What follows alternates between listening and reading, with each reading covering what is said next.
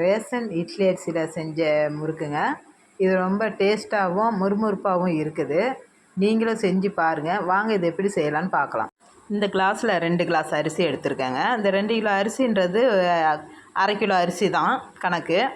1/2 kilo அரிசி தான் இப்போ நான் ஊற போடுறேன்.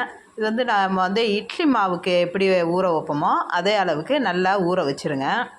அதுக்கு வந்துட்டு இப்போ உளுந்து வந்து 60 கிராம் எடுத்திருக்கேன் நான். இந்த உளுந்தையும் வந்துட்டு நம்ம சாதாரண எல்லா முறுக்கு சுடுறவங்களுக்கு தெரியும் இது எந்த அளவுக்கு வறுக்கணும்னு. அப்படி தெரியாதவங்க இந்த அளவுக்கு பார்த்து வறுத்துக்கோங்க. இதை வறுத்து நான் இப்போ ஊற போட போகிறேன். சிலவங்க வந்துட்டு வறுக்காமே ஊற போடுறாங்க. அது வந்து வாசனையாக இருக்காது முறுக்கு. நம்ம இந்த அளவுக்கு வறுத்து போடும்போது அந்த வறுக்கும்போது தான் இவ்வளோ அந்த உளுந்தோட வாசனை நல்லா இருக்கும். அதுக்காக தான் நான் எப்பயுமே வந்துட்டு வறுத்து தான் நான் ஊற போடுவேன். இப்போ இது 2மே நல்லா ஊறட்டும். நம்ம இட்லி மாவுக்கு எப்படி ஊற வைப்போமோ அதே அளவுக்கு நல்லா ஊறணும். இது இப்போ நல்லா ஊறிடுச்சுங்க. இது ஊறினோன்னு இது நல்லா கழுவிட்டு இப்போ நான் இதை கிரைண்டரில் தான் நான் போட்டு அரைக்க போகிறேன். ரொம்ப தண்ணி சேர்க்காமல் அரைக்கணும். சும்மா தண்ணி தெளித்து விட்டு தாங்க அரைக்கணும். ஏன்னா மாவு நல்லா கெட்டியாக இருக்கணுங்க. அப்போ தான் நம்ம முறுக்கு புளியறதுக்கு சரியாக இருக்கும். இப்போ வந்து நல்லா அரைஞ்சிடுச்சு. மாவு எடுத்துட்டேன் நான்.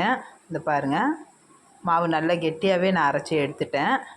லைட்டாக கொஞ்சம் தண்ணி ஈரப்பதம் தெரியுது. இதில் இப்போ நான் என்ன செய்ய போகிறேன்னா சும்மா கொஞ்சோண்டு பச்சரிசி மாவு இதில் நான் கலக்க போகிறேங்க. இது பாருங்கள், சும்மா கொஞ்சம் கலந்தால் போதும் நம்ம. ஏன்னா அந்தளவுக்கு நான் கெட்டியாக தான் அரைச்சிருக்கேன். நீங்கள் அரைக்கும்போது நல்லா கெட்டியாக அரைங்க. இதில் வந்து எள், டால்டா, பெருங்காயத்தூள், தேவையான அளவு உப்பு இதெல்லாம் போட்டு பிசைஞ்சிருவோம். இது வந்து பிசைகிறதும் ரொம்ப கஷ்டமான விஷயம் இல்லை. இது வந்து ரொம்ப ஈஸி தான் பிசைகிறதும். பிசைஞ்சு எடுத்து நம்ம புழிஞ்சிடலாம், அவ்வளோதான். பாருங்கள், முறுக்கும் நல்லா ஈஸியாக வருது, டேஸ்ட்டாகவும் இருக்குது. நீங்களும் செஞ்சு பாருங்கள். செஞ்சு பார்த்து எப்படி இருக்குதுன்னு சொல்லுங்கள்.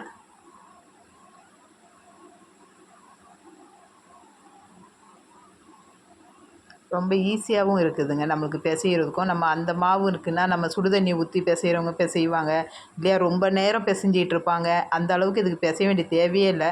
நம்ம கிரைண்டரில் அரைச்சி எடுக்கிறது ரொம்ப ஈஸியாகவே செய்ய முடியுது. டேஸ்ட்டாகவும் இருக்குதுங்க. முறுக்கு சாப்பிட்றதுக்கு ரொம்ப மொறு மொறுன்னு சூப்பராக இருக்குது.